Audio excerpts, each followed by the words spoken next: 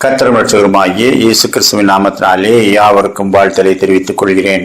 ஒரு பெரிய திருச்சபையின் தலைமை போதகருக்கும் அவர்கள் நடத்துகிற வேதாகம கல்லூரியின் முதல்வருக்கும் கருத்து வேறுபாடு ஏற்பட்டது. அவர்கள் ஒருவரையொருவர் குற்றம் சாட்டிக் கொண்டார்கள். ஒருவர் பதவியை ஒருவர் உதாசீனம் செய்தார்கள். பேராயர் எல்லாம் நம்முடைய கட்டுப்பாட்டுக்குள் இருக்கிறது, எனவே வேதாகம கல்லூரி மாணவர்களுக்கு நான் தான் அதிபதி என்று அவர் நினைத்தார். வேதாகம கல்லூரி முதல்வர் இது முழுவதும் என்னுடைய கட்டுப்பாட்டில் இருக்கிறது என்று அவர் நினைத்தார். இப்படி அவர்களுக்குள்ளே முரண்பாடு தோன்றியதனால திருச்சபையிலே ஒரு குழு அமைத்து இவர்களை விசாரித்து இவர்கள் முரண்பாடுகளை களைய வேண்டும் என்று தீர்மானித்தார்கள். அப்படியே மூப்பர்கள் குழு ஒன்று அவர்கள் 2 பேரையும் ஒரு குறிப்பிட்ட நாளிலே, நீங்கள் மற்றவருடைய பணியிலே என்ன குறைபாடு என்று கருதுகிறீர்கள், அதை எழுதி கொண்டு வாருங்கள், அதை குறித்து நாம விவாதம் செய்து அதை சரியாக்கிக் கொள்ளலாம் என்று சொன்னார்கள்.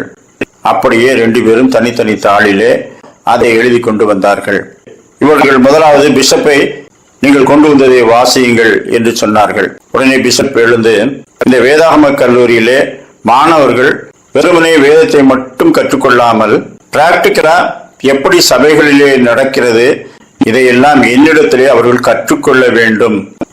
மாதம் சில வகுப்புகள் எனக்கு கொடுக்கப்படுகிறது, அதை இன்னும் அதிகரித்து அவர்களுக்கு பிராக்டிக்கலா திருச்சபையை எப்படி நடத்த வேண்டும் என்று கற்றுக் கொடுக்க வேண்டும். ஆவிக்குரிய வாழ்க்கையில் அவர்கள் முன்னேற வேண்டும் என்று நான் விரும்புகிறேன்.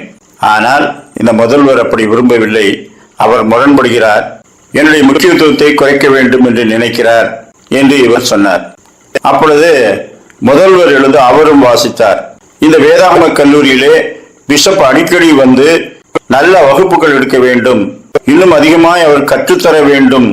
கொடுக்கப்பட்ட வகுப்புகளை ஏனோதானோ என்று நடத்திவிட்டு அவர் போய்விடக்கூடாது. அப்பொழுதுதானே மாணவர்கள் நிறைய கற்றுக்கொள்வார்கள். எனவே அவர் இதுக்கு ஒத்துழைத்து இன்னும் நல்ல வகுப்புகள், அதிக வகுப்புகள் எடுக்க வேண்டும் என்று நான் விரும்புகிறேன். அவரோ அதையெல்லாம் தவிர்த்து விட்டு வேறு பணிகளுக்கு சென்று விடுகிறார் என்று வாசித்தார். அப்பொழுது இவர்கள் ஆச்சரியப்பட்டார்கள். 2 பேருமே பிஷப் இன்னும் அதிகமாய் வகுப்புகள் எடுக்க வேண்டும், கற்றுத்தர வேண்டும் என்றுதானே விரும்புகிறார்கள். 2 பேருடைய விருப்பமும் ஒன்றுதான். ஆனால் ஒருவர் மீது ஒருவர் அவர்களுக்கு நம்பிக்கை இல்லை. அவர் தவிர்த்து வருவதாக இவரும், அவர் வாய்ப்பளிக்கவில்லை என்று இவரும் குறைப்பட்டுக் கொள்கிறார்களே. அப்படியானால் இன்று முதல் அவர்கள் 2 பேருடைய விருப்பம் ஒன்றாய் இருப்பதனால பிஷப் இன்னும் அதிகமாய் மாணவர்களுக்கு கற்றுக் கொடுக்க வேண்டும், அதிக வகுப்புகள் அவருக்கு கொடுக்கப்படும், அதிலே அவர் நிறைய கற்றுத்தந்து மாணவர்களை தயார்படுத்த வேண்டும் என்று முடிவெடுத்தார்கள். ரோமர் 12:3 அல்லாமலும் எனக்கு அருளப்பட்ட கிருபையினாலே நான் சொல்லுகிறதாவது, உங்களில் எவனாயிலும் தன்னை குறித்து எண்ண வேண்டியதற்கு மிஞ்சி எண்ணாமல் அவனவனுக்கு தேவன் பகிர்ந்த விசுவாச அளவின்படியே தெளிந்த எண்ணம் உள்ளவர்களாய் எண்ண வேண்டும். நாம் திருச்சபைகளிலே ஒருவரை குறித்து ஒருவர் எப்படி எண்ணுகிறோம்? அவருடைய வசதி, வாய்ப்புகள், அவருடைய வயது, தோரணை, பேச்சு, கல்வி இவற்றை கொண்டு அவர்களை மதிக்கின்றோம். தேவன் பகிர்ந்த விசுவாச அளவின்படி எண்ண வேண்டும். நாம் கர்த்தரை எவ்வளவு விசுவாசிக்கிறோம்?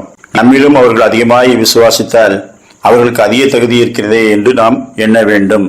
ஒருவருக்கொருவர் தங்களிலும் மேன்மை உள்ளவர்களாக எண்ண கிடைவீர்கள் என்று சொல்லுகின்றார். அப்படிப்பட்ட ஒரு சிந்தையோடு நாம் ஒருமித்து கர்த்தருடைய நாமத்தை மகிமைப்படுத்துவோம். கர்த்தர் தாமே அப்படிப்பட்ட நல்ல சிந்தனைகளை நமக்கு தந்தருள்வாராக. ஆமீன்.